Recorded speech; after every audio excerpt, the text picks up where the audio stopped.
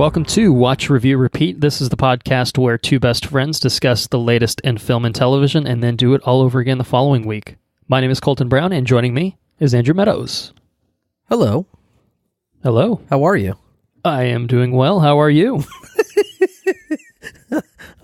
My brain feels like it's been over a barbecue for like 3 days. Like it's just a completely burnout. I'm so tired. If maybe we could speak with a Scottish accent for. No, I wasn't Scottish at all. I was gonna. Yeah, you know what? We're gonna scratch that. We're not gonna do that. Speak like a Scottishman, you wee lad. Wee laddie. Ye wee laddie. You wee laddie. Yeah. Where I think the Scottish people may be offended. Maybe I was brainstorming ways to try to get your brain jump started, but it's there. In the process, I realized that my brain is not where it needs to be. So it's totally fine. Everything's fine. We're gonna have a dandy of an episode regardless because we're talking How to Train Your Dragon: The Hidden World and How to Train Your Dragon 1 and 2. So it's going to be a good one, a little animated trilogy action that we're going to be getting into on this episode. It's largely going to be, centered around the new one, of course. But we did both rewatch 1 and 2. So and they're worth talking about. I don't think that's a spoiler to say. So sure. we will get to those shortly. Announcement that Game of Thrones season 1 bonus episode is still up on our Patreon exclusively right now. So if you have any interest in listening to that, head on over to our website, watchreviewrepeat.com, click the premium tab in the top left, and click Become a Patron. $2 a month will get you access to that episode, along with all of the future episodes that we're doing on the entirety of Game of Thrones in the lead up to the final season airing later this year. And we're gonna talk very briefly about the final season in our news, just as a preview of coming attractions.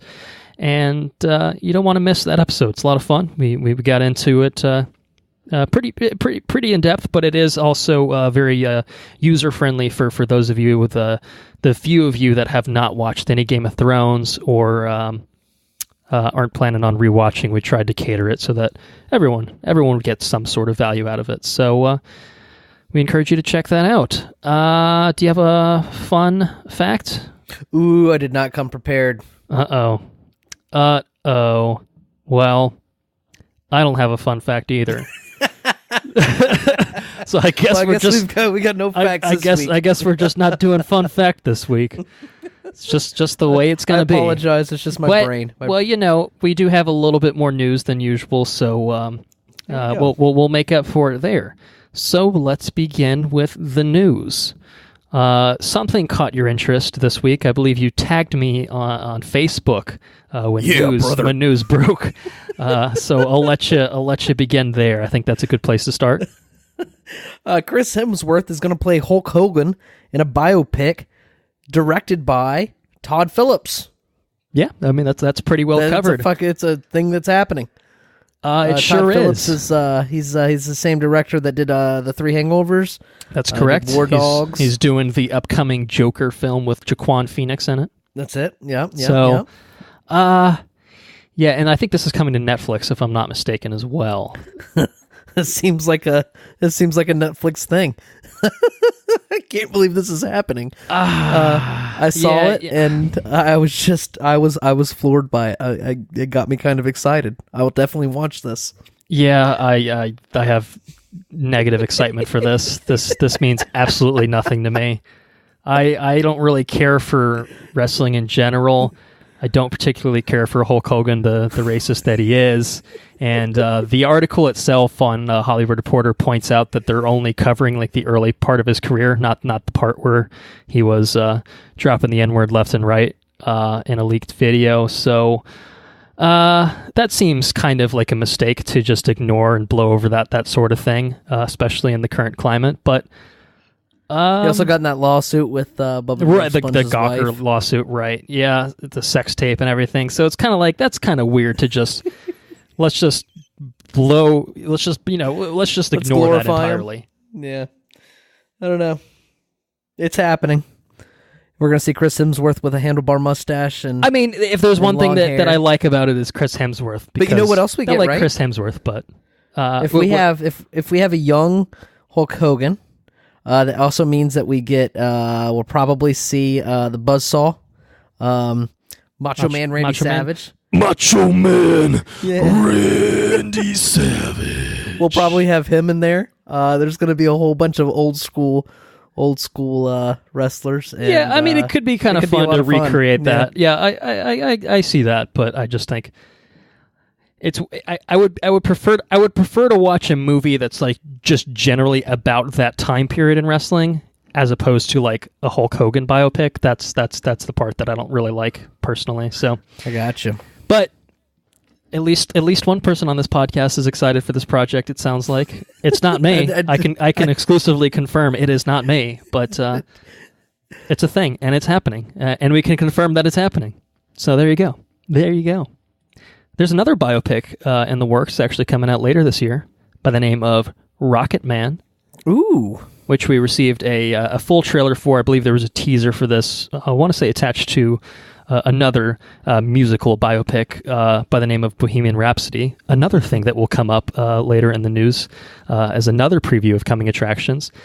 This is, of course, the biopic centered around Elton John, the story of Elton John as portrayed by Kingsman's Taron Egerton. And drops in theaters later this year, May 31st. Also stars Jamie Bell, Richard Madden, and Bryce Dallas Howard.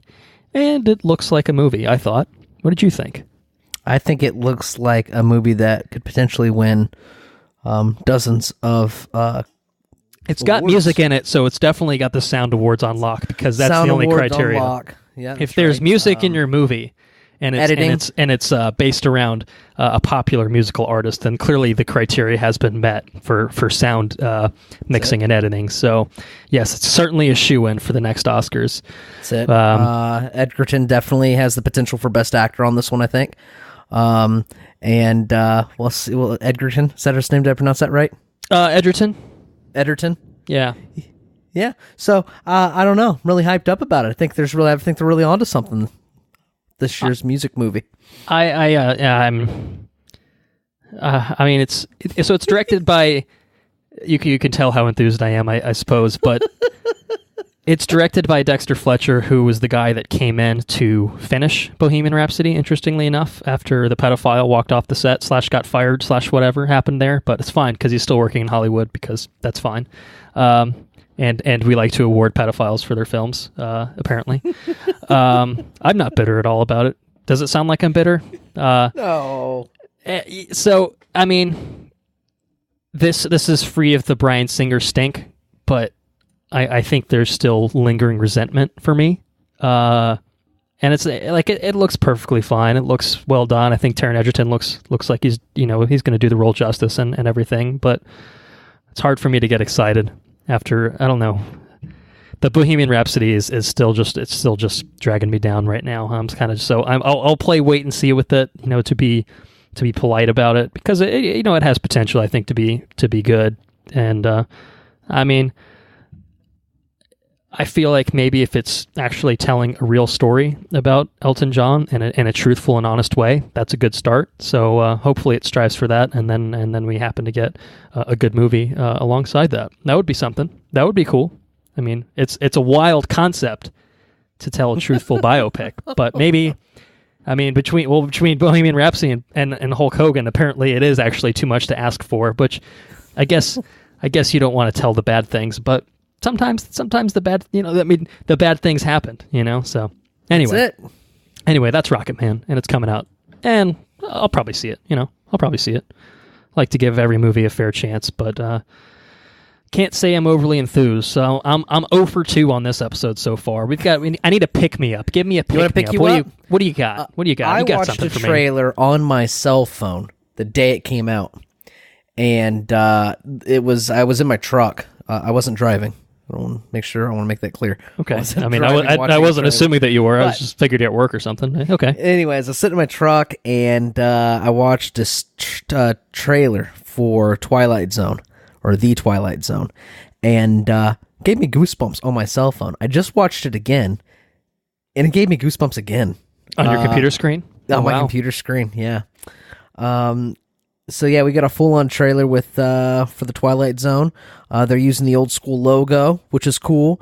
They're redoing a couple of episodes. It looks like there's someone on the way. Yes. Something. Yes, looks like they're. I forget what the actual episode that was. I think it's like Terror at 30,000 feet or something. Yeah, something like that. So yes, it does appear that they're doing some version of that. I think it's mostly original content though. I think, and I know, like you mentioned, there are definitely a couple old school episodes that they're remaking / modernizing / whatever. But I think that there's a lot of new stuff here for sure. So it looks kind of terrifying a little bit. You got some goosebumps. I got to say, this looks fucking amazing. Yeah. So this is the pick me up I desperately needed. Thank you.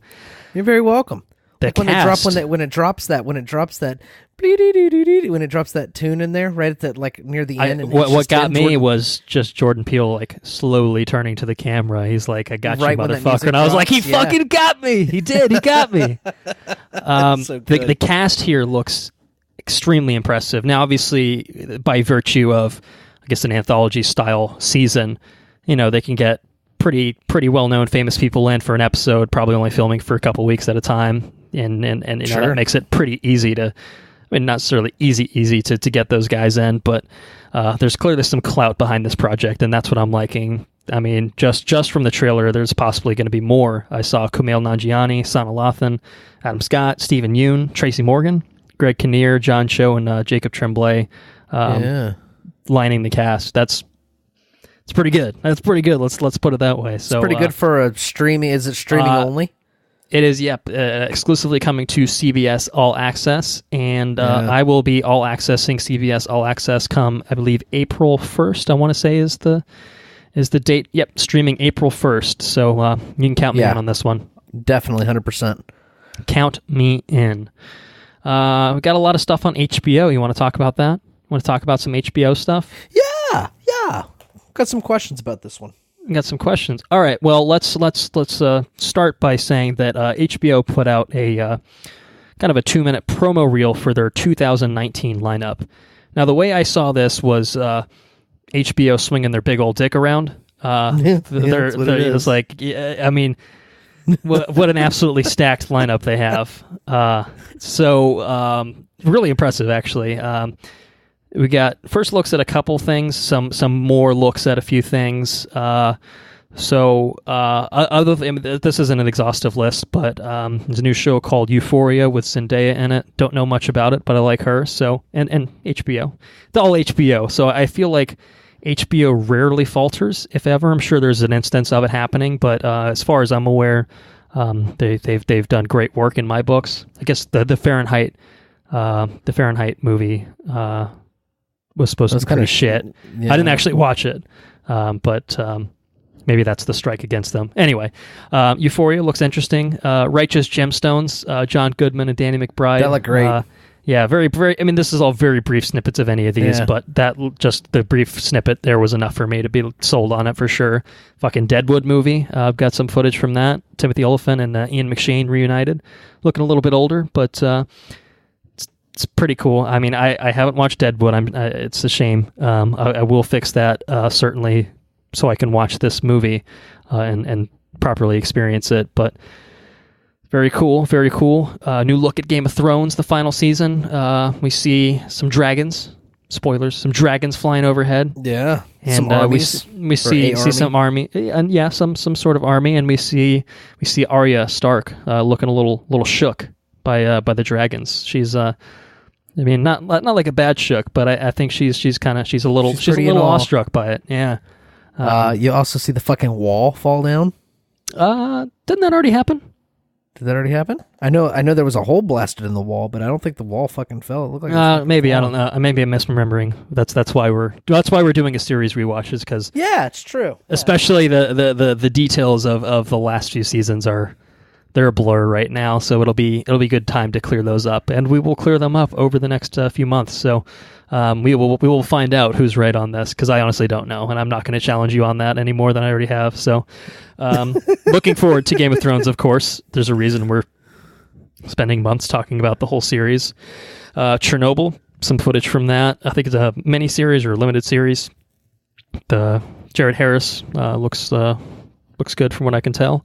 His Dark Materials, that's the adaptation of the Philip Pullman novels. The Golden Compass was the movie that was originally based off the series of fantasy novels here. I recall that movie being bad, and I thought that the snippet we got here looked quite good. Very good cast they've assembled. Daphne Keane, X-23 from Logan, James McAvoy, Professor X himself, Ruth Wilson from Luther and The Affair over Showtime, and Lin-Manuel Miranda all showing up in this brief footage here. Thought it looked quite good. Did you have thoughts on His Dark Materials in particular? Anything on that? Yeah, it looks interesting. I'm curious about it. Yeah, I was just curious. I'm curious about your curiosity. You had my curiosity, but now you have my attention. That's when I had questions on, like, what's it all about? I honestly don't know. I mean, I said I've seen The Golden Compass. I remember being pissed that it won the Best Visual Effects Oscar back in the day. I believe it beat out Transformers, if I'm not mistaken. I'm not that broken up about it anymore, although I think Transformers still deserved it more. But I mean, I've heard good things about the novels, and it seemed like that was just a failure of an adaptation more than anything else. Right. So between that cast and the footage we've seen, I feel like I'm interested in it. I believe it's actually a BBC production, and then HBO I think has American distribution on it. So okay, I don't know if HBO is footing the bill for the production anyway, or if it's more of just literally just a distribution platform for it. But if HBO is spending money on it one way or another, so that again inspires some confidence for me. Watchmen, got some more footage of Watchmen. Jeremy Irons looking very pleased with himself. I don't know how much we've talked about Watchmen, but we'll wait for a full trailer because I imagine they might tease out a little bit more details on who's playing what character. We have some vague ideas of what they're doing with it, and it seems to be like a sequel of sorts to the graphic novel set a few years down the line. Right. So we can expect, I would think, certain characters to make an appearance, if it makes sense, i.e. if they're still alive, right. Of which not everyone made it out alive by the end of that. Veep, final season of that. I've heard it's an amazing show. Never actually watched it myself, but and there's a bunch of others. There's a bunch of others kind of sandwiched in this little thing here. So like I said, HBO's got a big dick and they know it. So good for them. Good for them. On a side note, I'm sitting here. I'm on IndieWire, and there's like brief synopses and stuff about shows coming out this year. Yeah. And one that they had listed is called, let's see here. It's called Lovecraft Country. Written by Misha Green and produced by Misha Green, Jordan Peele, Jan DeMonge, J.J. Abrams, and Ben Stevenson. And talks about, it's like an H.P. Lovecraft monster springing to life in like Jim Crow America during the 1950s. Sounds fucking crazy. That sounds really cool. That was interesting. Is any like details on network or anything like that? Yeah, HBO. Oh, it's HBO. It must not be this HBO. year, or it must not be filming yet or something, because I'm sure they would have at least teased something about it in this. So yeah, well, that's cool. I don't know. Yeah. I haven't heard anything about that, so we will. What's this guy's name? Do you know this guy's name? Jan DeMonge. He was rumored for Bond before Fukunaga got the job, but I don't know anything about him. I know he's directed something that was pretty well regarded recently, but I could not tell you what it was off the top of my head. So was it that White Boy Ricky movie? That sounds right. White Boy Rick. Yeah, that's the one. Yeah. So, anyways, that guy's directing this. He directed the pilot. So I don't know. It popped up in this list I'm looking at. So it sounds pretty interesting. Yeah. Well, very cool. There is one last HBO show to talk about. We got a full trailer for Barry season 2. Yeah, we did. A show that made both of our personal top 5s for TV shows in 2018. Yeah. Season 2 looks to be great as well. I would say looks like a ton of fun. Looks like a natural extension from what season 1 did. We got some more NoHo Hank, and we got some shenanigans, man. There's some shenanigans yet to unfold. I am very much looking forward to it. It actually starts in just over a month. I think it's the tail end of March, so I didn't realize it was that soon. So very cool. I don't have much more thoughts on Barry other than to say subscribe to HBO first of all, because there's a wealth of content. There's a backlog if nothing else. But if you happen to be, maybe if you're getting HBO now because you're going to watch Game of Thrones / are watching Game of Thrones with us, pick up the Barry too. Barry's a half-hour dramedy. Sometimes leaning more comedy, sometimes leaning more drama, but you can absolutely slot that in. As kind of a, if there's a certain moment in Game of Thrones that has you feeling particularly shook, like Arya Stark. Maybe put some Barry on. A little bit of something to break up the action. So yeah, that's my recommendation. Watch Barry. Watch it. What else you got? You got some other stuff, yeah? Tell you another trailer that gave me I really like Twilight Zone, so I actually texted you and Henry about it. Like I correct me if I'm wrong, but is this trailer really fucking good or is it just me? One that really surprised me, actually kind of gave me a little bit of a little bit of chills on this one too. Might just be cold in my house while I'm getting all these chills, I don't know. But Detective Pikachu trailer 2 kind of gave me the goosebumps a little bit. I think I like this trailer a whole lot. I think that is I need a awesome hero. Trailer. Yes. And oh man, like the Pokemon are jamming out next to a DJ and stuff. It just looks like total craziness. Mewtwo busting through a fucking balloon. Fucking Mewtwo, yeah. He looks a little grotesque. But some of them do, like Lickitung. You see Lickitung for like a split second, and it just looks horrifying. Which I guess kind of makes sense because they're all kind of cutesy as they're depicted in the games. But then you put them with like realistic textures and stuff. Like Mr. Mime is kind of the same way, where it's just like, oh, that's not right. Right. But it is kind of right, You see that bartender though? He's fucking cool. Ludicolo, yeah, that was pretty good. Give me another drink, Ludicolo. I gotta say, I am 110% in on fucking Pokemon Detective Pikachu. This looks like so much fun. What a turnaround! This is the Bumblebee of 2019 for me. Yeah, as far as trailers goes. Yeah. Well, like concept is just like, oh. Yeah, maybe not. Let's not do that. Yeah, let's not do that. And then first trailer comes out, and you're like, all right, kind of piques your interest a little bit, and then the second one rolls around, you're like, well, fuck me, there might be something here, I'm really, really enjoying the aesthetic of it, and it looks like there's a lot of love and attention given to it. It doesn't seem like just a video game adaptation cash in like we usually get. Like, right. This does not look like it was directed by Resident Evil's Paul W.S. Anderson. It looks like someone actually gave a shit. Looks like Nintendo's maybe had an active hand in being like, hey, or Game Freak, I guess, and being like, hey, let's not fuck this up. There's a legitimate chance this is the best video game adaptation of all time. Which it's the lowest of bars to clear, but it looks like a ton of fun. It's enough that I'm not as bitter about Danny DeVito not being Detective Pikachu anymore. I would have been 210% in with Mr. DeVito on board, but I don't know if I'm just getting used to Ryan Reynolds or if I enjoy Ryan Reynolds. Like I said, he's great. It's nothing wrong with him, but I still hear Deadpool a little bit. So, but he seems to be putting in some work, and I'm really looking forward to this. Also, a May release. I think this is maybe a couple weeks after Avengers drops. So I think we'll have a pretty good stretch there, tail end of April through May. Yeah, looking forward to it. You have something else, right? Because I have. We're going to talk about the Oscars, but I figure we'll close with that. I think you have one more piece of news. We got the Altered Carbon season 2 cast, right? And we knew that Mr. Mackey from the Avengers was going to be in there, right? But we also found out that James Saito. He was the original Shredder in the 1990 Teenage Mutant Ninja Turtles. He's been cast. We have a bunch of returning people. I don't know how much of this is old news or new news. Not sure. I think most of this, aside from Anthony Mackie, is all new news, as far as I know. Okay, all right. So we got Anthony Mackie. He's going to be taking over Takeshi Kovacs. Mm-hmm. From Joel Kinnaman. That's his new sleeve now, I guess.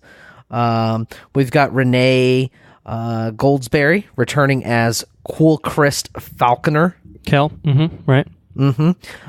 We've got Chris Connor returning as Poe. Which is great. Yes. Poe was one of the best characters in season 1. Absolutely. Simone Missick. She's debuting as Trep, who is an expert bounty hunter. Trep is known for her ability to track down anyone in the settled worlds for the right price. Simone Missick, of course, being Misty Knight from some other Netflix shows. So from Luke Cage. Good for her. She's now, Luke Cage and Iron Fist. Cage. Yeah, that's right. Yeah, she was a starring member in Iron Fist season 2. So, she's gone from canceled Netflix shows to still active ones. So good on her, I say. Yeah. We also got Dina Shahabi. Shahabi? Yep. Is from Jack Ryan. Daredevil. She was on Jack Ryan. She's in Daredevil too, apparently. That's what this little thing says. Oh yeah, she was. Yeah, I remember she was in. Yeah, she was in that for like 1 or 2 scenes, but I do recall that. Yeah. Which one is she? She was a character in a hospital. I think she might have been getting like mugged or something like that, and Daredevil saves her. Okay. I don't remember the exact details of it, but I recall her being in there. But she's one of the main cast members in Jack Ryan. I think is probably the bigger performance to know her by. I gotcha. So, well, anyway, she's playing Dig 301, an out-of-work AI program to assist human archaeologists. Dig finds a new purpose when she meets Poe. Torben. This is the last time I take a fucking cast news. Torben Libreche. Torben Libreche. I like that. I mean, you're just adding random letters at the end there, so I'm not really. I mean, it's a T. T does not create an A sound in any language, I don't think. So Torben Liebrecht. Yeah, I mean, probably Liebrecht, something like that. I don't fucking A. Torben. Anyway, Torben slash Torbjorn. We'll call him Torbjorn. Torbjorn. That's it. Since we're adding letters, so why not? He's gonna be he's from Operation Finale or X Company. I don't know any of those shows, but he's playing Colonel Ivan Carrera, the dodged leader of a Protectorate Special Forces unit known as the Wedge. Colonel Carrera is on the hunt for Takeshi Kovacs. James Saito as Tensida Hideki, a centuries-old Yakuza boss. So that's going to be pretty cool. Sounds pretty cool. I'm pretty excited about that. I enjoyed the first season, and it seems like season 2 is shaping up to be pretty cool, even though I can't pronounce some people's names. That's all right. I'm sure they can act. They can act better than you can pronounce names, I hope, so it'll be fine. I certainly hope so. Season 1 I think was messy but fun, so I'm in on a season 2. I'm looking forward to it. All right, so we have one last thing to talk about. The 91st Academy Award winners, the Oscars, aired this past Sunday. I think you, Henry, and I all actually kind of watched at the same time. We had our own little group chat going. It was kind of fun, I must say. I had a good time watching it. It was the hostless Oscars, no Kevin and or Chris Hart to be found. But I gotta say, I thought that having it being hostless was actually somewhat of a good move. I mean, obviously it wasn't strictly speaking by design, but I felt like it had a pretty good flow. It didn't feel overly long, and so I felt like the actual telecast itself was pretty well done. Yeah. That said, like anything was missing. That's for sure. That said, really, I think this is probably the case with the Oscars every year. They get some things right, and they really screw the pooch on other things. And, obviously opinions are what they are. It's inherently subjective, but technically it's multiple voters voting for these things. It's not just one person's opinion. So you'd think by virtue of attrition, they would get some things not so blatantly wrong. Right. So the most. For me, the most egregious thing in the entire night is that Bohemian Rhapsody was technically the winningest film of any film nominated. Period.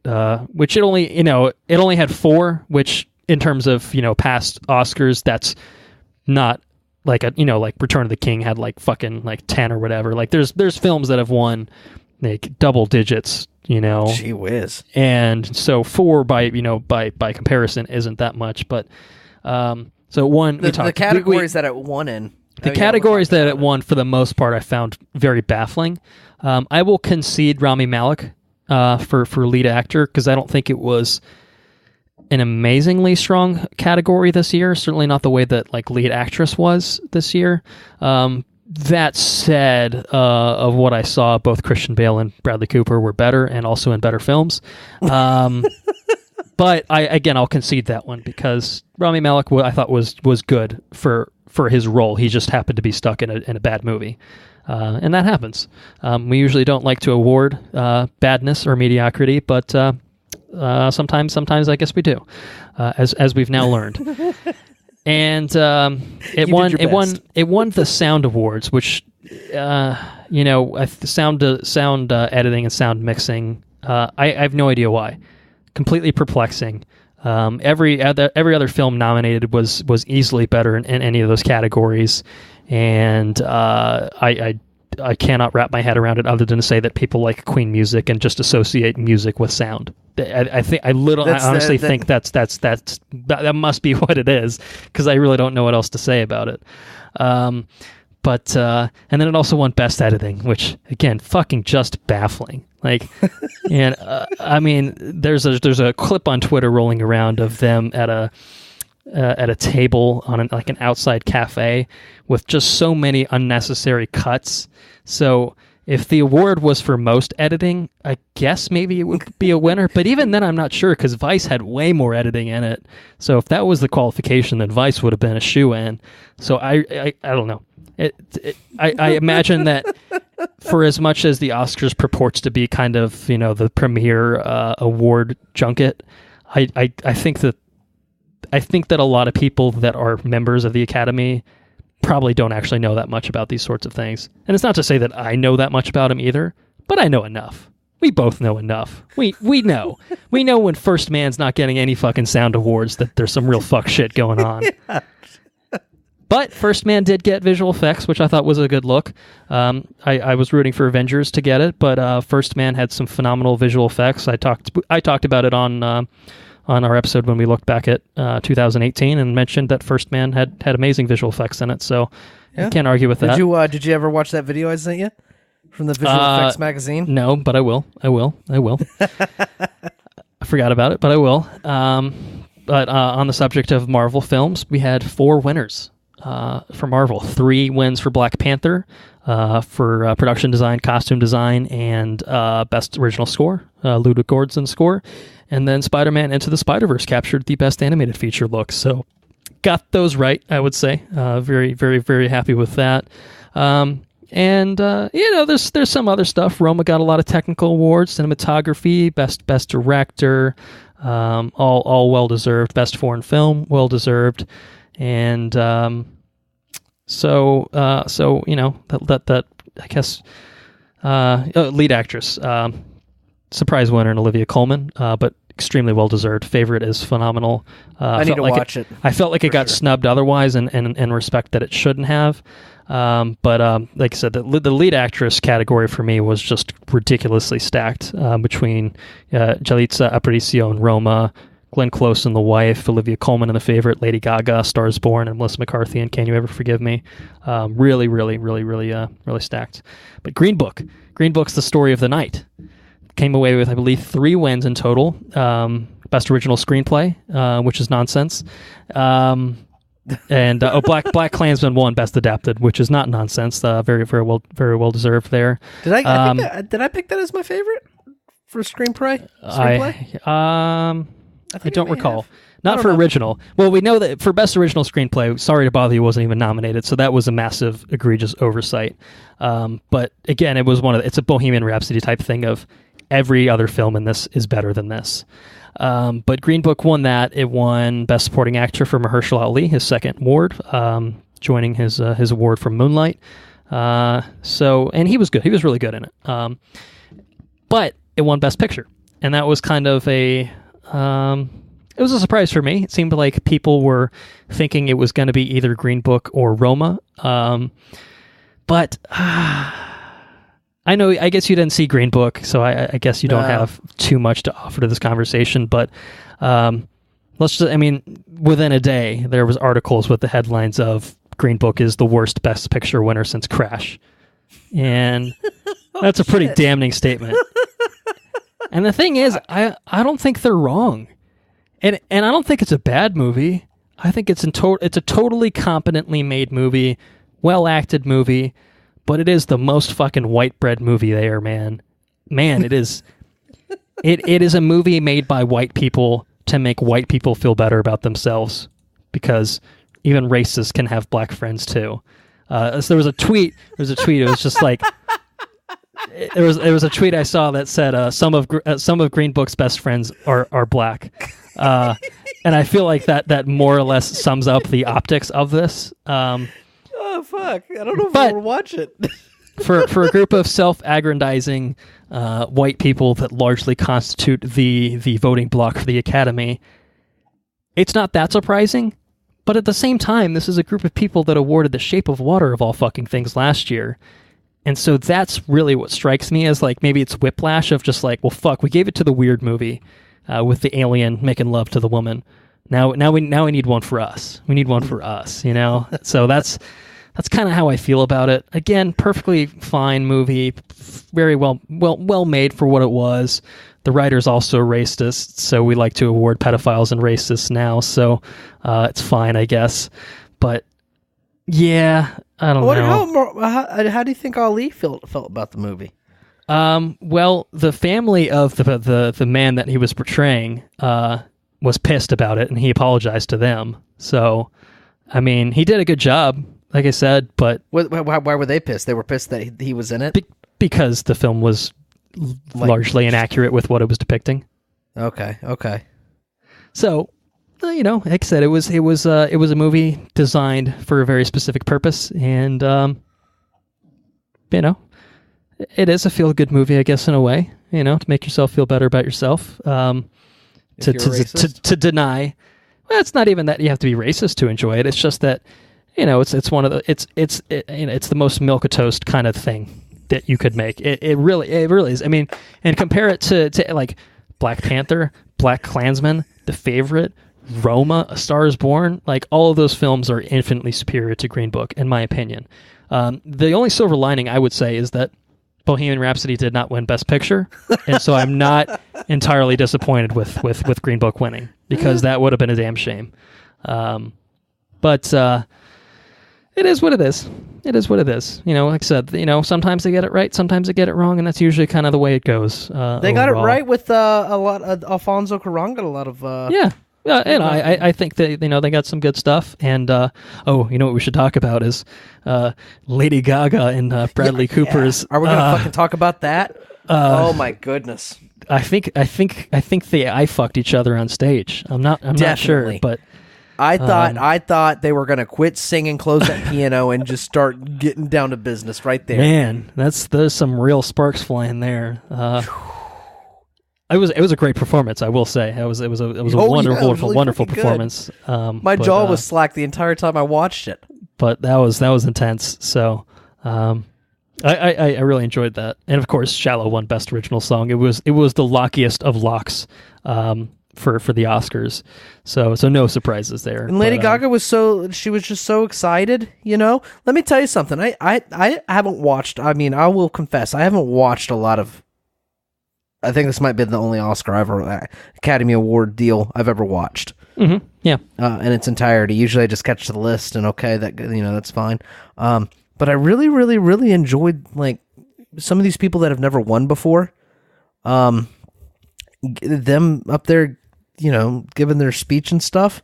Like the best actress, hands down, was amazing. She was just so fucking floored. She didn't even know what to say. They told her she was on too long. She made a fart noise at him. She is. If I'm gonna leave the Oscars and go watch a movie, I'm gonna go watch Favorite because of her. Like, she seemed absolutely amazing. That woman seemed awesome. And she is genuinely incredible in The Favorite. So, Yeah, so it's worth your time. But she was great. A couple of I think the lady that did the costuming for Black Panther, she was awesome. I mean, just you get to see sides of people that you normally don't hear anything from. They're just a name on a fucking thing. You know what I'm saying? They're just a name and a credit. And when you experience, when you can see, you know, if they get recognized for their works and stuff, you can see the kind of the passion that they put into their work, and just through them, you know. And, right. Yeah. It's that was really awesome. That was something I really enjoyed in watching the Oscars. I'll definitely watch them next year. Definitely enjoyed it. Yeah. So maybe that'll provide some more incentive for you to go out of your way to watch the Best Picture stuff. That way you're in the know. You got to be in the know. That's true. So yeah, that's it. That's the Oscars. That's the news this week. Now we're going to talk about dragons. We already talked about dragons, I guess, technically speaking, but we're going to talk about more dragons. We're going to talk about some animated dragons, and we're going to begin with the first of this trilogy, this How to Train Your Dragon Trilogy. Began all the way back, if you can remember this far, it began all the way back in March of 2010 when How to Train Your Dragon was released. Lord have mercy. It was directed by Chris Sanders and Dean DeBlois, written by Will Davies, Chris Sanders, and Dean DeBlois. Stars Jay Baruchel, Gerard Butler, Jerry Butler as we know him, we're friends. Craig Ferguson, America Ferrera, Jonah Hill, Christopher Mintz-Plasse, T.J. Miller, and Kristen Wiig. A hapless young Viking who aspires to hunt dragons becomes the unlikely friend of a young dragon himself and learns there may be more to the creatures than he assumed. So for the first two in the trilogy, we're going to go full spoilers. The first one is actually going on 10 years old now, so I don't think that there's any surprises to hide with the first one. Now, you have... let me ask your familiarity with the trilogy in general. Had you seen either the first or second one back in the day, some time ago, or is this your first? I've seen both of them once. Right. Okay. But it's kind of one of those things where you probably didn't remember much from either. Correct. So I actually don't know if I've seen the second one or not. Okay. But I think I did. But it was a long time ago. I speak for both of us. It was worthwhile to go back and watch the first two. To have them kind of fresh in your mind walking into the third one. So now that it is fresh in your mind, how do you feel about the first one? Excellent. I Super agree. fucking good. Super fucking good. It's a really good fucking movie. It's a really good movie. Yeah. Made me a little emotional. And it was just a really touching story about how people can change, man. Right. And it was It was a heartwarming tale about how people can change and not swimming upstream. Like, embrace who you are and just you know, take to the skies with it. You see what I did there? Take to the skies was we're talking about dragons. You know? I got it. Yeah, it's pretty good. Yeah, I agree. It's a really, really fantastic film. Animation hasn't aged all that gracefully. I think that's kind of the unfortunate nature of the... I didn't think it looked bad, though. I wasn't detracted from it. It didn't look good either, though. It didn't look like this third one, I'll tell you that. The faces in particular were off. But again, it's going on 10 years old, so that's just how it goes. But that aside, I mean, all of this movie holds up. You know, really the relationship between Hiccup and Toothless, you know, the burgeoning relationship as we see in the first one is really, really heartfelt. And it's really inspiring. And on the technical side of things, I mean, because I think the story is absolutely great. The characters, there's a lot of heart to all of them. There's a lot of meaning to the relationships and a lot of weight given to that. But did you get the Blu-rays for this? How did you watch them? Just out of curiosity. I rented them on the Amazons. Okay. Does Amazon streamed in 5.1? I think it. Yeah, I want to say it did. Okay, I'm just curious because I have the Blu-rays and I watched them in with the Blu-ray with the surround sound set up, and I was just marveled by the by the sound design. Just the way that a lot of the flight sequences really took strong advantage of the rear speakers in particular. It really felt like it had kind of a 3D audio effect, and I thought it was really, really great. Because sometimes movies don't really take advantage of it the way that you do, but it was very immersive. It was very immersive feeling. I felt like there were fucking dragons flying around me, and just in terms of the way that it was kind of, the usage of the bass, like the way it all paired together was really, really technically impressive, I thought.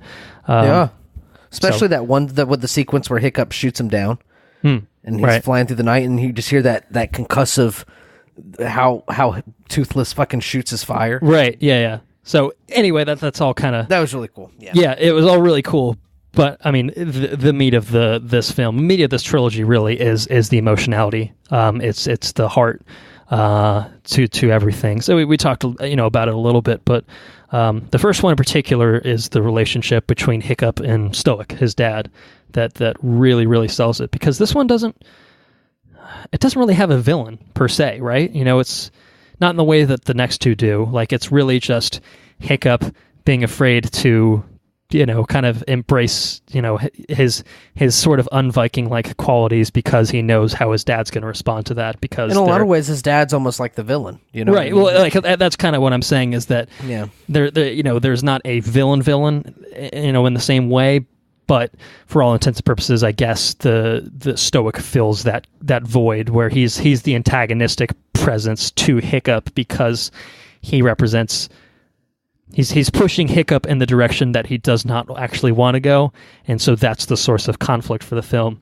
But it feels genuine, because that's something that we don't. It's usually not in the context of Vikings and dragons and stuff like that, but that's something that I think probably teenagers struggle with all the time.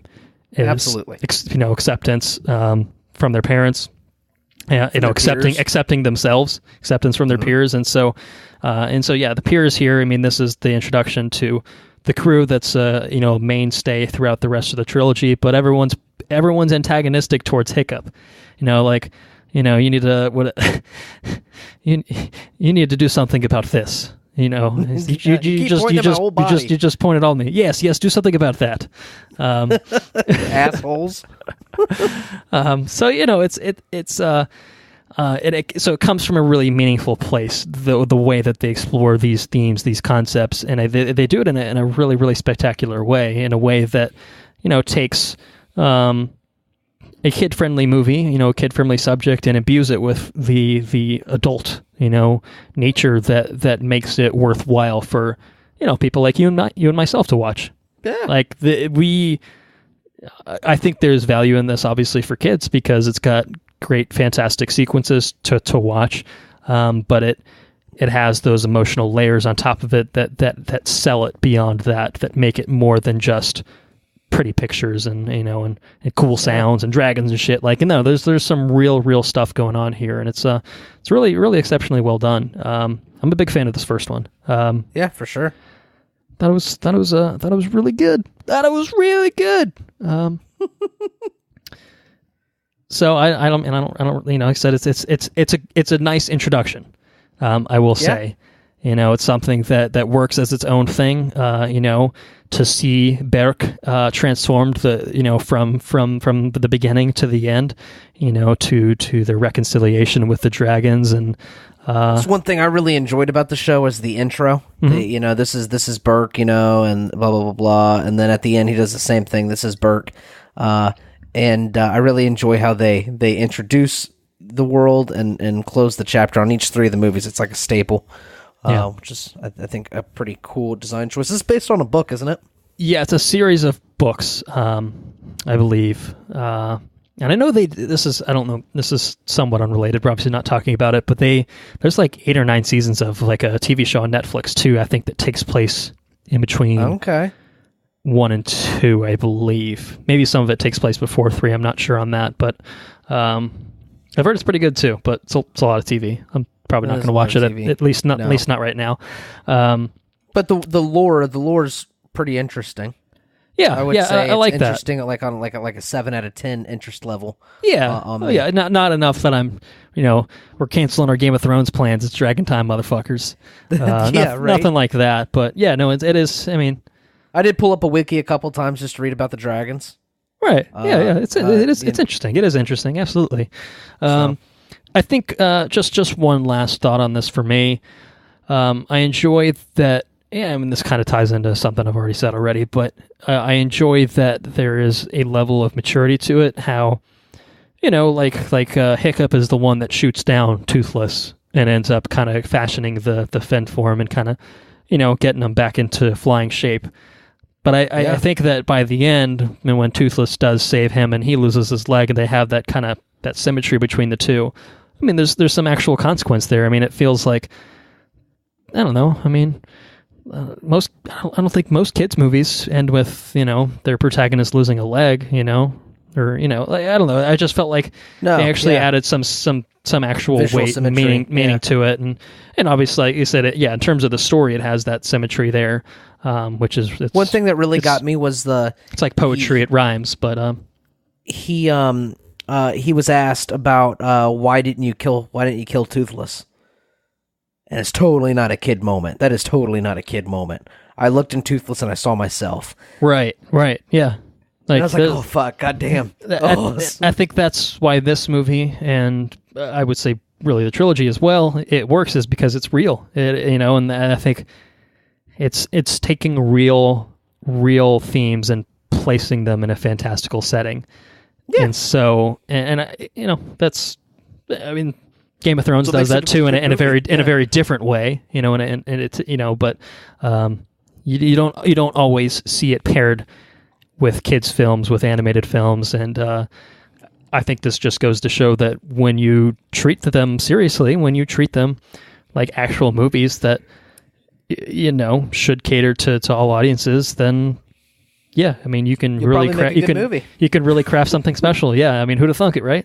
So, yes, that's kind of my thoughts on the first one in a nutshell. Really, really excellent film.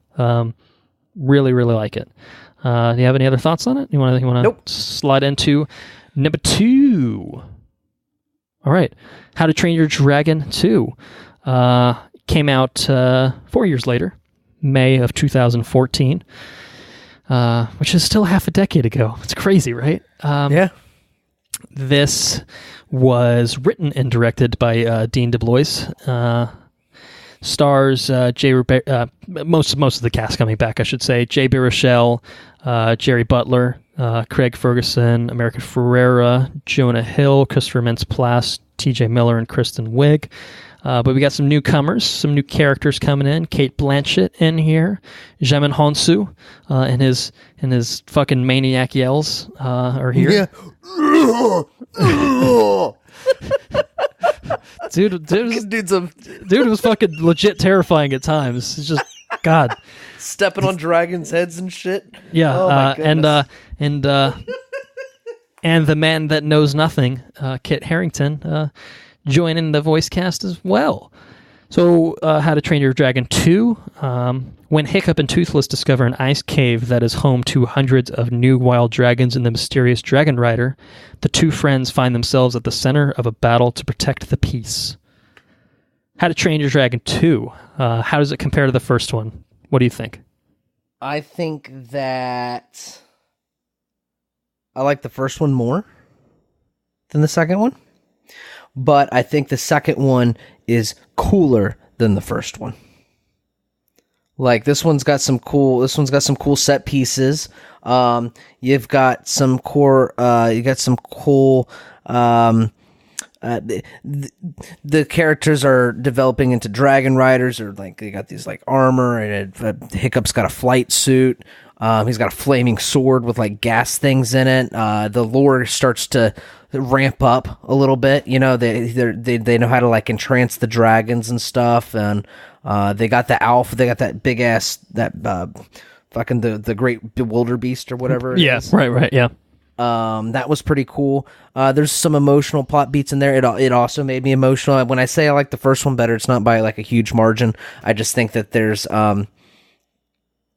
I like the subtlety I think, of the first one a little bit. I think it's a little bit more subtle with its delivery on certain things, I think. Okay, yeah. But, yeah, no, but it's a really good movie. I think it's cool. Yeah, it is. I think it's right there with the first one. I think it's probably personal preference, honestly.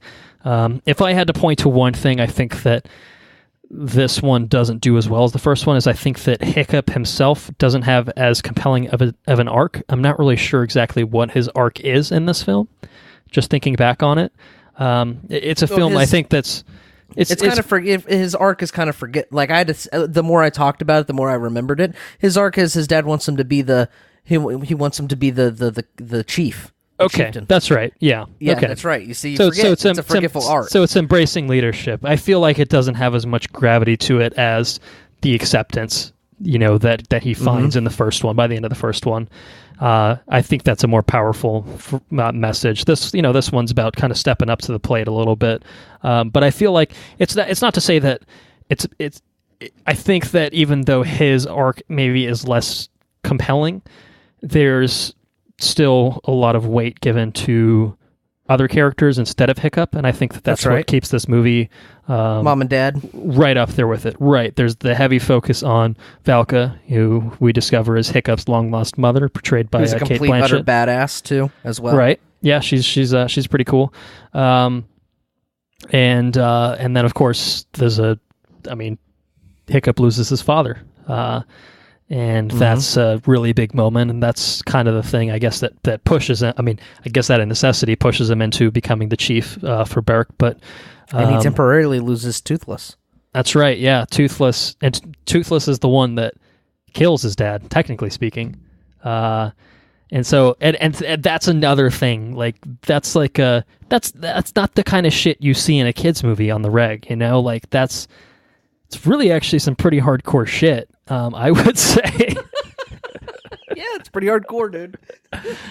Like your best friend Dragon gets brainwashed and kills your dad, and then he immediately gets relinquished from the brainwashing, and he doesn't understand what he's doing, but he's sad about it. And then when he gets berated, he doesn't understand what's happening. Like it's a fucking heart-wrenching moment, man. It's pretty sad. It was really sad. I'd say it was really sad too. Not really sad, just really touching and heartwarming. Was Stoic sees his estranged wife after 20 years or whatever. Right. Yeah. And he just walks right in there, and then at one point that was really good. And then at one point they're all in the house and stuff doing shit. And it's kind of overwhelming. Like, you can feel like it's kind of overwhelming. Hey, you're going to move back in, blah, blah, blah, blah, after 20 years, blah, blah, blah, blah, and it really feels overwhelming. But then he starts to sing that song, and then they do that dance and stuff. It's like, oh, fuck. It's really good. So it's really good. All the stuff with Stoic and Valka is brilliant in this. I think that's the strength of this film, is their relationship to Hiccup, the impact that has on Hiccup, obviously Stoic's death, the impact that has subsequently on Hiccup. And the fucking funeral. Oh my goodness. The funeral, yeah. There's got a little sad at the funeral. Yeah, there's some really heavy moments in this. I think overall this is a bit of a more mature film than the first one. It feels like they pushed it into a little bit darker territory, with how it just deals with loss, man. Did things, and it deals with loss head on, and like responsibility. And it has a proper villain, and it has a proper menacing villain too. Like Drago Bloodfist is not a man to be trifled with. No, he's not. Not when he yells. Crazy. Not when he fucking yells. Dude is absolutely a nutcase. Got that great bewilder because he's straight up shouting at that fucking massive tusk thing. Yeah, that's crazy. Yeah, so I felt like there wasn't a lot of depth to Bloodfist's character. He was more just a blunt instrument kind of villain, which wasn't bad. I mean, it made for pretty cool sequences, obviously the literally brainwashing Toothless, but the whole dragon army basically getting turned by the other alpha, and kind of the alpha versus alpha fight. Like, scale was pretty wild there. It's really cool, though. I think it was shot really cool. Yeah, I agree. Yeah, the technicality from the first one, I don't feel the need to repeat all of it again because it's the same way. All the flight sequences are just astonishing. I think one of my issues, I think this is probably true of the entire trilogy, and I think it's largely because they're relatively short films, they're kids' films, you want to keep them tight. I feel like most of these don't let any actual moments linger too long, enough to have enough of a real impact on it. Like, I think, like, it seems like it's a span of 5 to 10 minutes between Drago brainwashing the entire thing before he's basically defeated. Like, it's a very, very quick turnaround in this film. Like, it's not like it feels like an end of a second act type thing, and then, like, the third act, or, you got to rally the troops or whatever, but it gets resolved very quickly overall. Like, I don't think it diminishes the weight of, like, Stoick's death or anything like that, and especially, like I said, the funeral sequence is really powerful, but I just felt like, I think it's just a structural thing, in the sense of you have to keep things going. You don't want to dwell on anything too much. Especially in a kid's movie. Well, I said you don't want to make kids sad. Like, kids will get sad because the character gets killed. Or they just get bored and fucking run off. Or they get bored. And do sprints throughout the film, Lego Movie style. Pacing up and down the aisles and shit. Yeah. So I get it. I absolutely get it. But I feel like it sometimes undercuts it a little bit. Like, I think that sometimes these moments need an extra few scenes to breathe to give it extra weight. But I get it. I totally get it. It's a quibble I have, but not one that is backbreaking in any way whatsoever. This is another really great film. I mean, it is absolutely right up there with the first one for me. I think, it does some things a little bit differently. It doesn't feel like a retread, which is nice. It feels like a natural evolution of the world. We see Burke as kind of this functioning society, and the characters themselves, especially the troop, Hiccup and Astrid, we kind of see the furtherance of their relationship, which I think is really sweet, really well done. Yeah. But even the other guys, the Fish Legs and Snotlout and Tough Nut and Rough Nut, I don't think they get as much play as they probably should. But they're fun, and they're more, kind of this ragtag band of Viking friends and stuff like that. They're not antagonists anymore. They're all kind of friends, but there's a playful kind of rivalry between them all. Which I think is this the one where they're competing for Rough Nut's affections? Is that the second one? Yeah. It's so funny. Oh, the facial hair. Yeah, the facial hair, and they at one point they both catch her. They both catch her. And the big one, his fat's jiggling as he's flying, and he's just staring straight ahead like a badass. And the other guy's just his arms are jiggling a little bit like his muscles are, and she's all happy. She's a hilarious character. Yeah. Anyways. Yeah, and we fell heads off in love with Kit Harington. Is it Kit Harington's character? Yeah. Eric. I was just gonna bring him up. Who's fun. He's a fun addition. Not a ton there, but he's fun. It's comes fun. Flying in to save Hiccup, and he goes to shoot the harpoon or whatever at her. And, just take me. Yeah. And that's. I don't think we said it. I don't think we said it for the first one. All three of these movies are really funny. They're very humorous. I think the jokes land pretty well, and the characters feel earnest enough that. Like the humor in it really works. And the dragons themselves have a lot of personality too, which is nice. They're visually distinct, which is nice.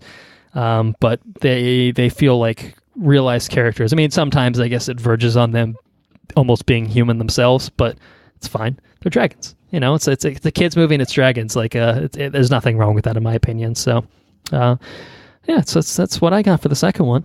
Any other thoughts?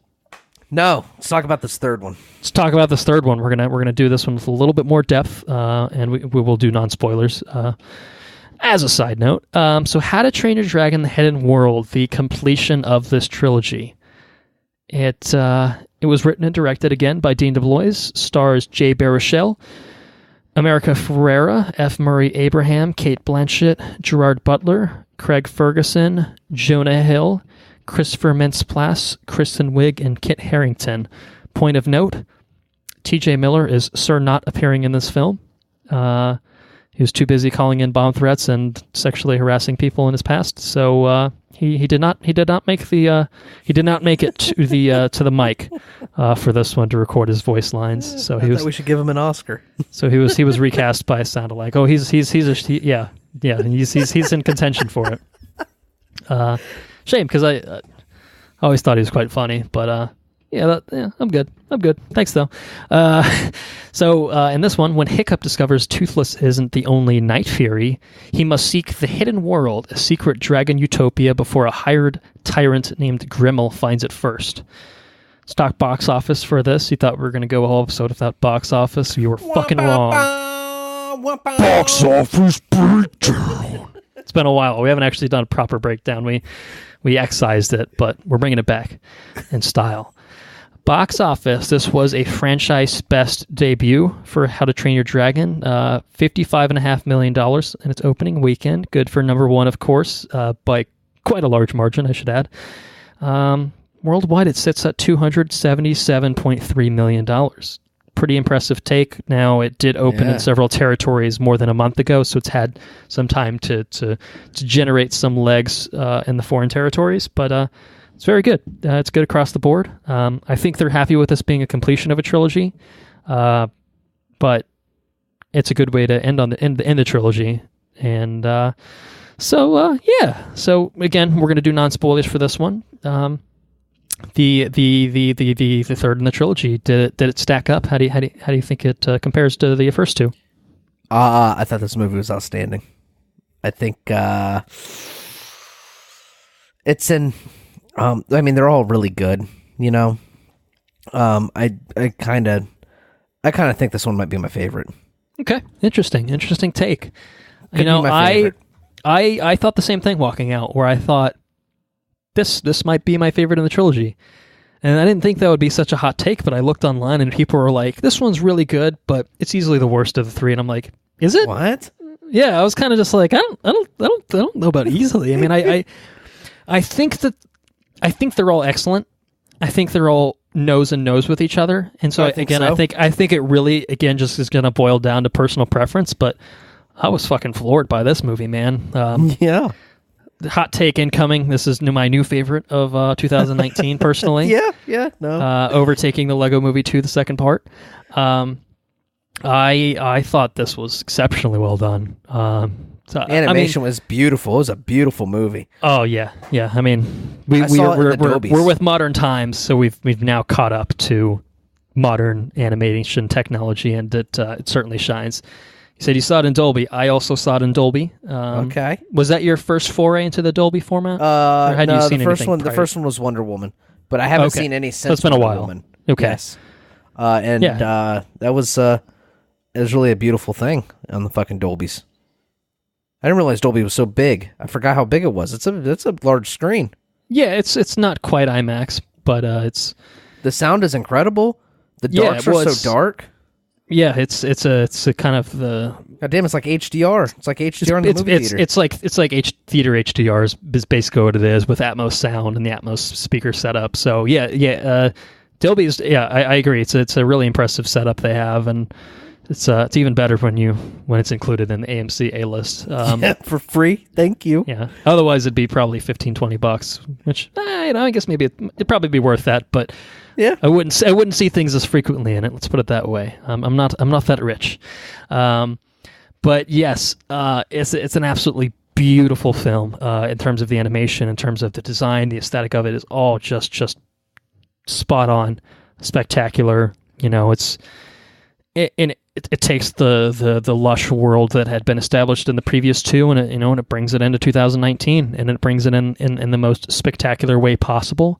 You know, there's certain sequences in this, and there's some of this that's seen in the trailer where the colors just absolutely pop in this gorgeous way. Like this is an easy buy it on 4K kind of movie for me, just based on visuals alone. You could put everything aside, and I'd watch it for the pretty pictures. This might sound it's got more than that, but might sound strange. But when the two dragons were playing around on the beach, did you see that goddamn sand? Yes. What the fuck was you noted the sand? Dude, yes, I fucking noticed that, like, cuz there's a part of me that like legitimately wonders if they just I think they snuck in an actual live action shot and like they're seeing if anyone would catch on, because that was some of the most ridiculous shit I've ever seen in my life. See, the thing is though, like maybe sand is just something that's easier to animate, because even like Sandman's, like the birth of Sandman in Spider-Man 3, a shit film with some bad CG throughout. That scene looked spectacular then. It still holds up to this day. So you tack on, say, 13 years to that, like. Maybe Sand's sand only going to get better. sand is just a different sort of beast where they can just really pull it off super well for some reason, like compared to other things. But like, yeah, I'm glad you brought that up, because it was fucking mind blowing. Like it was legitimately maybe the best animation I've seen of any one particular thing. It was noteworthy sand. That was noteworthy sand. So like I know Toy Story coming out has some of the most impressive lighting I've seen. So maybe Toy Story's going to have the lighting. Maybe Pixar's got the lighting technology down pat. But DreamWorks, they got that sand tech on lock. yeah, they do. Yeah. So yes, again, this is another film like the other two that the world is just really well realized, and like I said, you have modern technology at your disposal, and it takes full advantage of it, and then some, especially when it comes to sand. And I think that's true of the sound as well. Especially there's certain there's waterfalls. When it goes to the waterfalls, it was like rumbling my chair and shit. It was really cool. Really really well designed on a technical side of things. But on the writing side of things, on the character side of things, I thought it stacked up right alongside the other two. I enjoyed the second movie in this. I enjoyed the second villain more than I think this is the weakest villain. I didn't care for this villain a whole lot. I didn't mind him, but he didn't add anything new, I didn't think. No. He felt like a watered down version of Bloodfist. Like Bloodfist was a terrifying dude, that had like the power of the dragons at his disposal. And I feel like Grimmel's just like a dragon hunter, and like that's just his thing. He just had those tranquilizers with those scorpion dragons. Right. Yeah, and I kind of like it made for good sequences and stuff like that, but I felt like if I had to point to the biggest flaw in this film is that the villain is it's the worst in the trilogy. If you're gonna say Stoic is the villain in the first one, I think that he's not bad. He's just there, I think, more than anything else, and yeah, it's a shame because we'll talk about it in spoilers if I remember to talk about it again. I think there's hints at something more interesting going on with them, but they don't do anything with it, and so I felt like maybe there was ideas there that ended up, maybe because it's a kids movie and where they had an hour and 40 runtime they were shooting for, maybe they had some more ideas that they ended up kind of just thinking, it's a villain, what are we going to do with this guy, we'll devote our screen time to our protagonists. Curious what you have to say about that. All right, well, like I said, if I forget, remind me. So but I think Grimmel aside, the character work here is top notch, some of the best. Yes. So obviously the obvious, and this is definitely something we'll talk about in spoilers, is the relationship between Hiccup and Toothless being furthered in easily the most meaningful way, since I guess the second one has pretty meaningful things there too, but I think it's the most evolution and dynamic in their relationship since the formation of it in the first one. Right. And it's really great. And as is the case with the second one, we see more of Hiccup and Astrid together, and I think that works really well, and they feel like people. Like, I think that's a big thing to note about this is, the twins are comedic relief, and really most of that whole crew is comedic relief, but like I think Hiccup and Astrid feel like real genuine people with for sure. real genuine concerns and real genuine support for each other, and it's really great to see. So I think great to see that that's evolution through those three movies, like watching these three movies that's something to be said. I mean, did you ended up watching the first two in the same day or not? Did you kind of space them out over a couple days?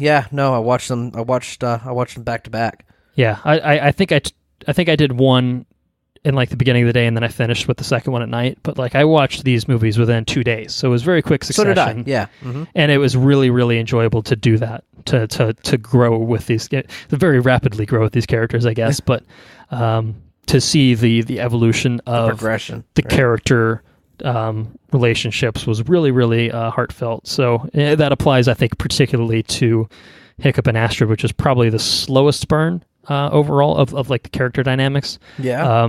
But you know, even by the time Hiccup you reach and Toothless, though, that relationship grows too, which is really good.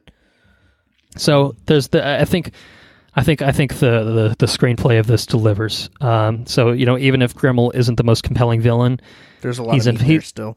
He's interesting enough that he's an antagonistic presence that forces some very big plot developments and big meaningful developments for these characters as a result of those plot developments.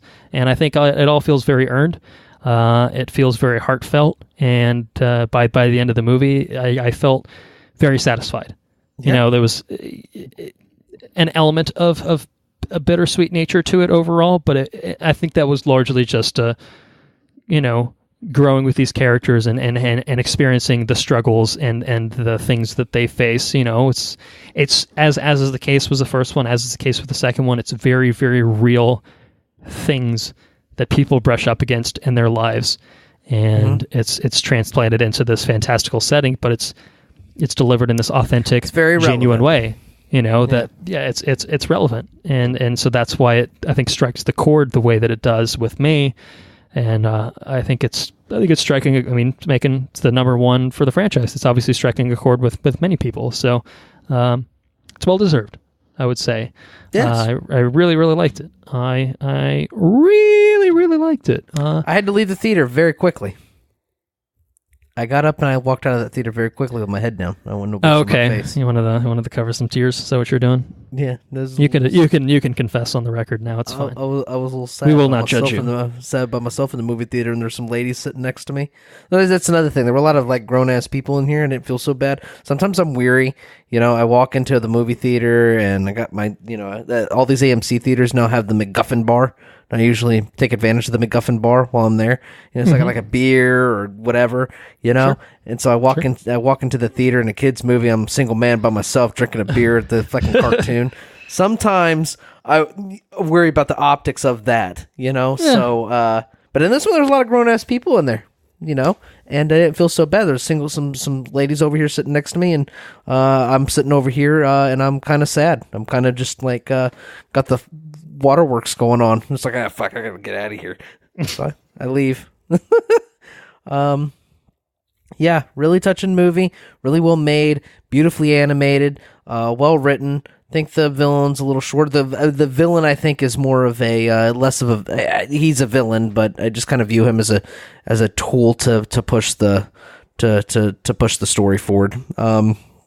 That's true. And that's it. That's what I got. That's what I got for the non-spoiler section. Yeah, I don't know how much. I don't know how many others there are, but this got to be a contender for the best animated trilogy of all time, right? Like, Toy Story is another one I can think of. It's better than fucking Cars. I can tell you that. Yeah, for sure. Yeah. Madagascar, it's better than fucking Madagascar. Might be one of the. So that's probably not really saying much. Might be one of the best trilogies of all time. Period. Because trilogies are notorious for being shit by the third entry, for shit in the bed.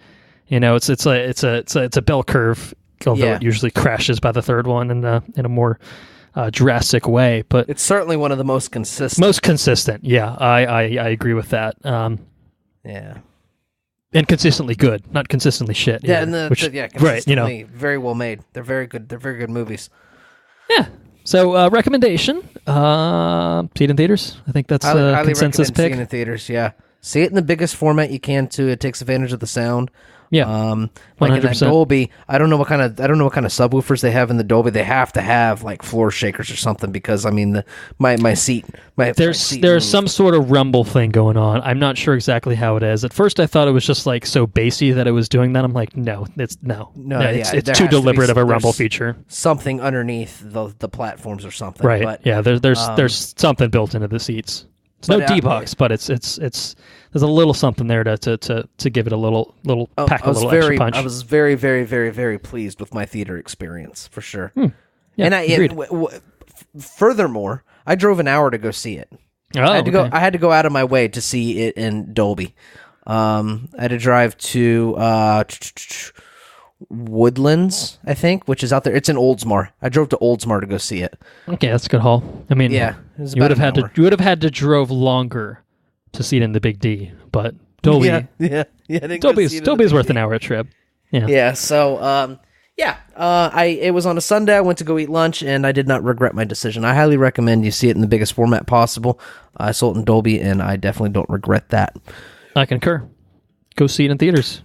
Spoilers. Yes, indeed. Full spoilers for How to Train Your Dragon: The Hidden World. Tell me about this villain idea you thought about. Tell me about the villain idea. So, Grimmel and Hiccup. I think that's where I was trying to merge the characters. That would have been an interesting twist, as if they merged characters somehow. Holy fusion. That didn't happen. Some Dragon Ball shit, sounds like, anyway. I don't watch it, but it sounds like some Dragon Ball shit. Hiccup and Grimmel have a conversation, and it seems like there's a direct comparison of Hiccup is, he was the one that shot down the Night Fury, but then had the courage to not kill him because, he saw himself in it, as we talked about. Yeah, right. And I think Grimmel has a conversation where he says that didn't he say like he killed the Night Fury and that's he became like renowned for it, and then like his goal was to I'm going to kill all the Night Furies in the world. Right. It seemed like they posed him as this anti-Hiccup type character, but then did absolutely nothing with it besides that, other than mention that he killed Night Furies for some reason. Like, I didn't... Like, I felt like they could have furthered why would that he not idea kill the in Night some Furies? way. Like, I understand using the one as a trap for the other one. Right. Which even that was a questionable plan, but... Because he's just straight up fucking let it go. He just let it go. It wasn't a brainwashed dragon like the way that Drago did. It was just like kind of a hunch of just like... Well, these dragons look like each other. They're probably gonna fuck. So we're gonna, like that was his plan. Yeah, I don't know. I don't know. I don't have much more to say other than it just seemed like they tinkered with this idea of making him kind of, like this bigger foil for Hiccup in terms of like his philosophies and stuff like that. But right. It didn't. Said it didn't seem like they did anything with that. They didn't add much more depth other than I was a hero. So then I decided to kill them all. Okay, that seems like kind of a leap to take, I guess. Like I guess you're going to be the biggest hero of all time. Is that kind of the angle, I guess? But it didn't seem. I don't know. There wasn't enough there. And I also felt like he's with a bunch of bumbling idiots as the other villains, and I felt like they were definitely too bumbling to feel menacing in any sort of way, and it kind of just felt like. Why are they there? Like, it's just comedic relief, I guess it is what it is. But I felt like Drago had real menace to his character, and Grimmel didn't have that. He didn't capture that same spirit. I felt like they could have. It seemed like they recycled the same kind of beats with him instead of taking him into a more interesting, different direction. I think that would have been the way to go. But again, it might have just been a casualty of time. Or runtime and stuff like that, and other concerns, because there's some other stuff going on in this. So I think that's where we get into the meat of the story, though, is because there wasn't large, like, you didn't have like the great bewilder beast or anything like that. There wasn't like large spectacle warfare dragon fights or anything like that. It wasn't. I think it's actually quite the opposite, in that for me the heart of this film is the moments of just beauty and serene beauty, just letting you breathe in this world, just absorbing it. Like that to me seemed like it was the focal point of this movie, is not pure spectacle of dragons versus dragons and shit. It was dragon courtship. Like that was like the crux of this movie is Toothless courting the Light Fury. Does she have not only that, but it's also Hiccup. It's also Hiccup maturing in his relationship with Astric too. Right. Yeah, and so there's parallels between those two storylines, and they kind of mirror the developments. it was extremely touching. But for me, it was like I really, really enjoyed the filmmaking of it because that was one of the few times in this trilogy where it didn't feel like they were trying to rush to the next thing because they had too many things to get through or they wanted to keep the pacing. Like, it very much just let you lingered everywhere in the moment.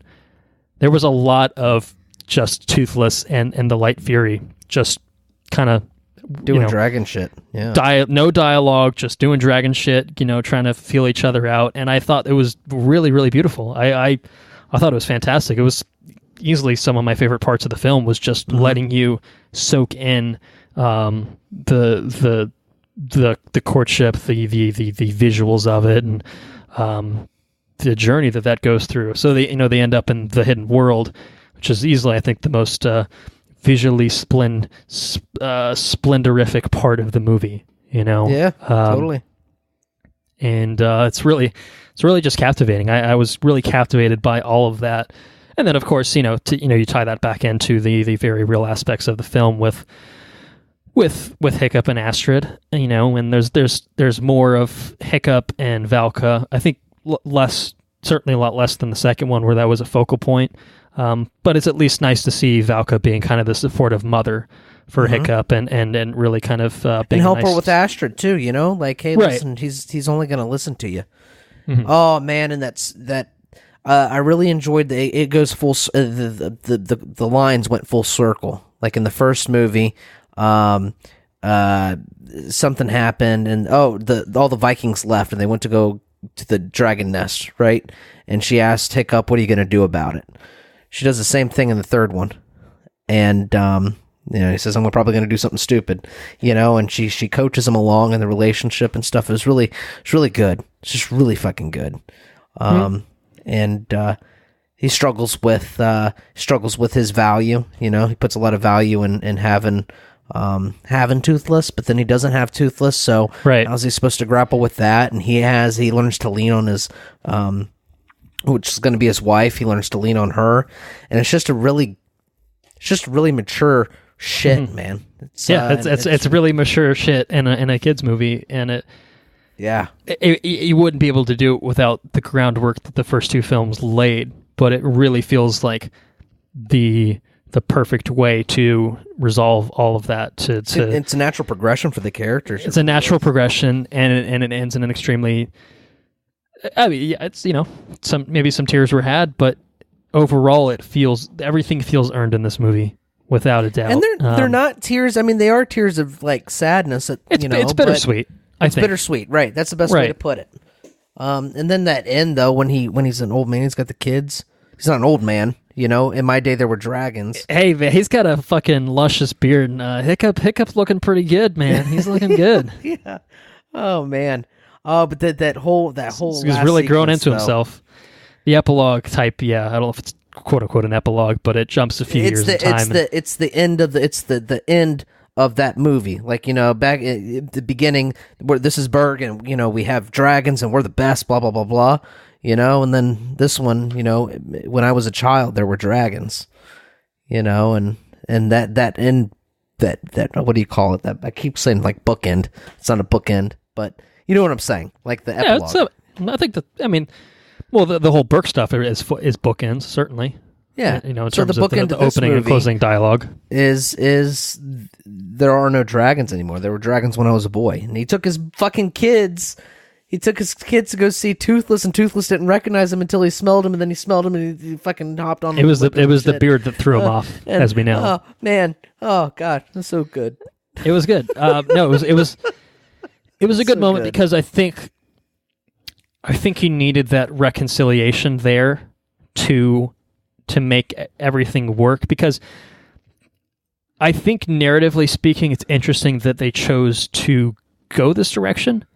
And I think you could have written this movie in a way, and I'm not saying necessarily that you should have, but you could have written it in a way where the dragons invite the people into their world, like the Burkians found it in their heart to invite dragons into their world, and then it was everyone else that fucked it up for them. And so the dragons could have, for a moment been like, no, this is our fucking place, fuck off, no humans allowed. But then they could have had the moment of him like, wait, hold on, now we're in the same position that the Vikings were in Burke. Do that symmetry thing, right? They could have had that moment of been like, okay, we'll take the Burkians. Everyone else can go fuck themselves, which would have been justified. But it was very much just the dragons would be like, yeah, we're going to do our own thing because we want to stay alive, and you guys aren't going to. You guys alone can't do enough. I felt like that could have been a good ending point if they let the Burkians in, but I felt like the way that they did go with the movie also worked really well too. Yeah. To have the humans kind of realizing that, hey, the world's not ready for this, not yet. One day, we're gonna raise our kids to look forward to the return of dragons, to accept them in, and not have the assholes like Drago and Grimmel ruin it for everyone. And it's not just those two. There's a lot of people, obviously, that are still antagonistic towards dragons. It seems like the majority of anyone that they come across is antagonistic towards dragons, trying to trap them and hunt them and whatever. Right. So you understand the perspective, and so that's the real sad moment, is like, because they didn't go in the direction that I suggested. They go in this way of, well, fuck, he just lost his best friend. They all lost their, like, there's a really sad moment of all the dragons just being like, well, bye. See ya. Yeah. And they understand, they accept it, but it's still a sad moment. And I think I think that's one of the mature, it's letting go, and knowing when to be okay with letting go, and, right. and let people kind of find themselves and do their thing. Like, it's your friends, and even after all this time passes, you still got a friend over there in the hole in the ocean, the end of the world, right? And so I think that was, they needed the reconciliation to seal the deal, is to have the time jump is good because we see Hiccup and Astrid and little Chidlers. It's nice to see them looking good. Everyone's looking good. They had the hair color swap for the kids, which was fun. Yeah. And then you see Toothless and the Light Fury, and they've been getting busy too. They had some Chidlers of their little own, Oreo babies. Yeah. And so to have that moment of Toothless recognizing Hiccup, and then the last flight, the last flight was just kind of like, yes, this is everything I needed. This is everything I needed. So that's why I felt satisfied walking out the theater. For me, it was sad in the sense that, like, there's a few year period where they just kind of had to do their own thing, but by the end, I think that, I don't know, I felt really touched by the angle that they chose to go with. Yeah, super super touching. So even though it could have gone a different way, and I think that would have been narratively satisfying as well, I was really moved by a lot of this film, and I thought, it had the heart, it had the visuals, and it had comedy in it, too. I actually enjoyed that. It seemed like to me they actually tried to give the supporting characters a little bit more to play with. Like, it seemed like they had more dialogue than in any of the other movies. I thought anyway. No. Snotlout pursuing Hiccup's mother was pretty funny. Good. I like the what's her face annoying Grindelwald till he fucking talked herself into a hole, and that was pretty good. Yeah, in his beard, put yourself in your luscious beard, and he's got the fucking braided hair. So he's trying to pretend it's his beard. That's pretty funny.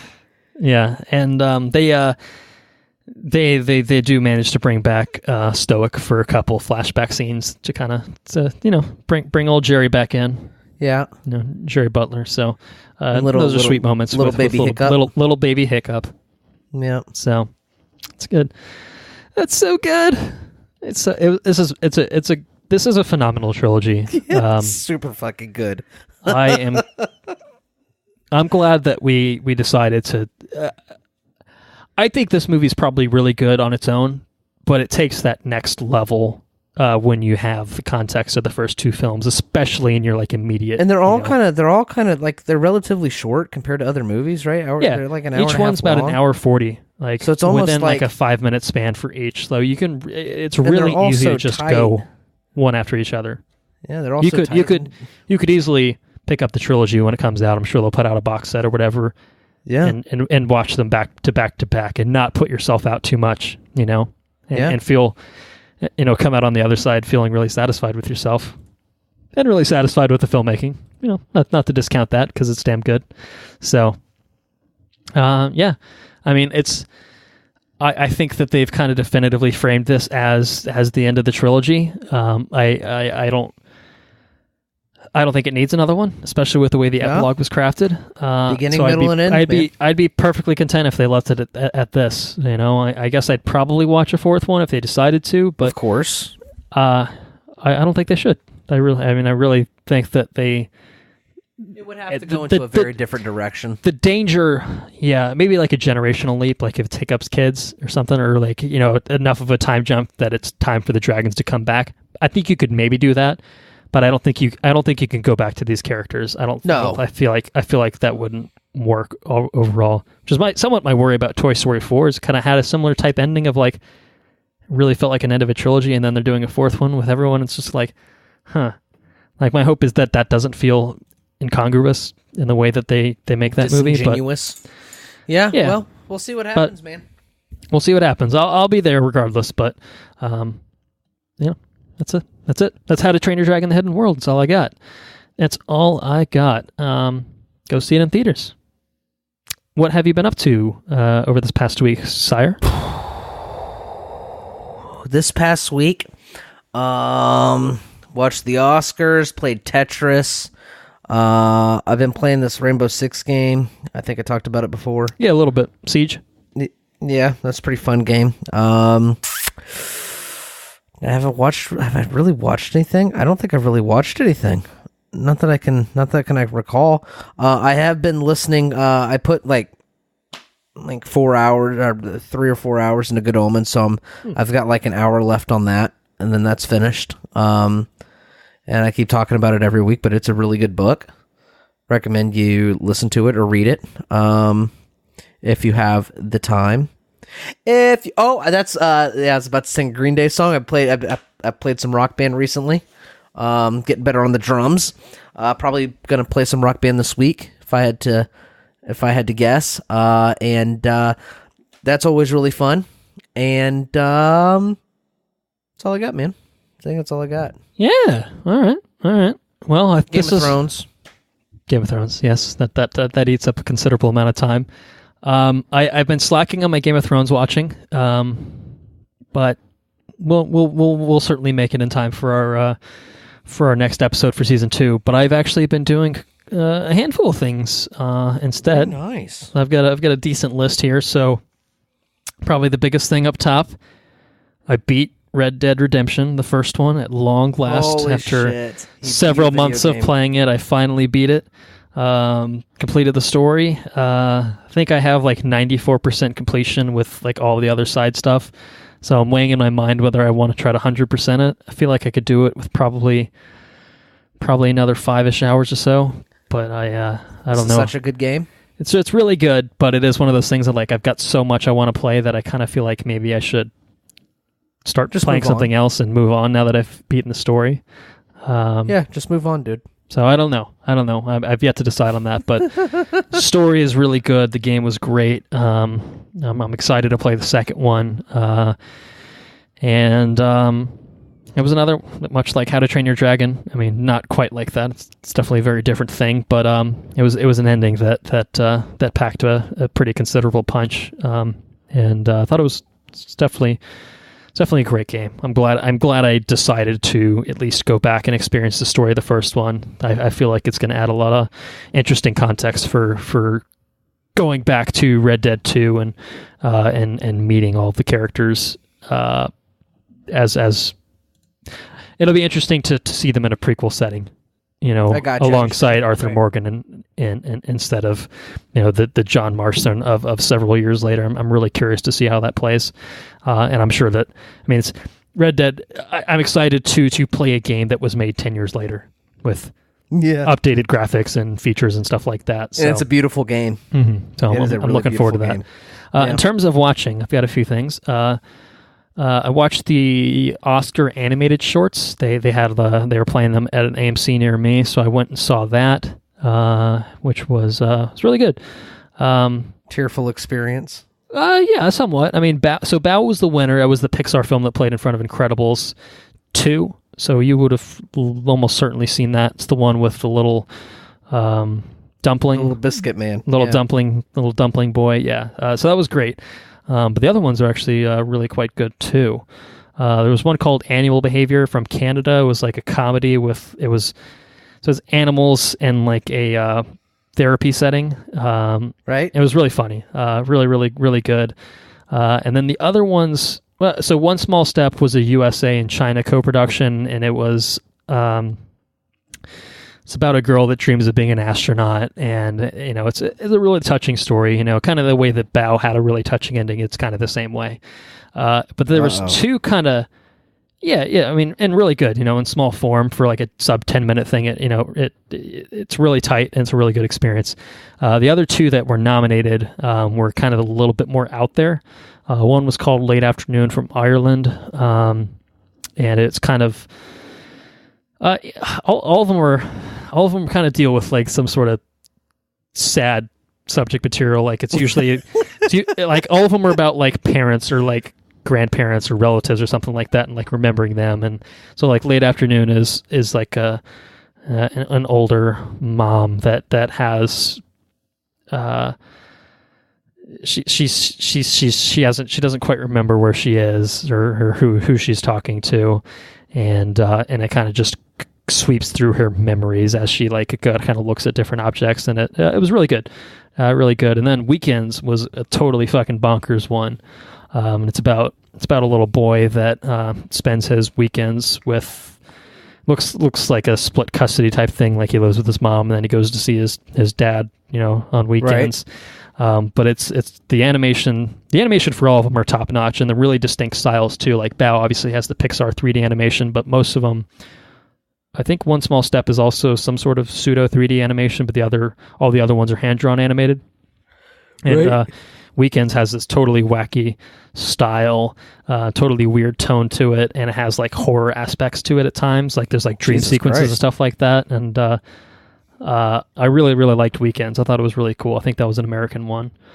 So anyway, I don't really usually watch like animated shorts, so it was refreshing to kind of watch them because it's just not a thing that's usually on my radar. But I ended up watching them, and they're pretty cool. Some of them might be on YouTube. I'm not sure. But if you get a chance to check any of them out, they're all cool. They're all worth watching. So, I watched Alita, the Battle Angel for the second time. Right. Saw it in IMAX again. So good. Yeah, I gotta say, I mean, like, just if I was gonna see Alita again, I wouldn't have seen it unless I saw it in IMAX. It's a movie. Right. It's one of the best uses of the format in a long time for me. No, I really used the format so well. So I really liked the experience of it. The movie still has all the same faults in it that we talked about. I know we talked a little about kind of the ending where we're kind of the role of the motorball champion. I still feel like there's some ambiguity there, but go listen to our episode on Alita for our full thoughts on it. But it's an audio visual feast, absolutely. So it's worthwhile from that aspect alone. I bring it up too because the box office is an interesting subject with it. Right. I thought we were done with box office for the episode, but you were wrong again. Pretty steep decline for its second weekend domestically, 12 million, which again compare that to the 55 that Dragon took in. So it's about a 60% drop. To be fair, that's a Friday through Sunday period compared to a Friday through Sunday period, of which the second weekend was a regular weekend, but the first weekend was President's Day, so it was a holiday weekend. So Sundays on holiday weekends are inflated because sometimes there's not school on Mondays, so Sunday nights are... Anyway, it's somewhat misleading. At the same time, it's still a pretty decent drop for it. So it sits at 61 million domestically. It's probably not going to crack 100 million domestically unless it finds some crazy legs in the near future, and I don't think that's going to happen. Looks like the legs are coming from overseas, though. Yeah. But the Chinese love them some fucking Alita. The Chinese agree with you that Alita is anime bae. $64 million opening weekend for China. It's doing gangbusters over there.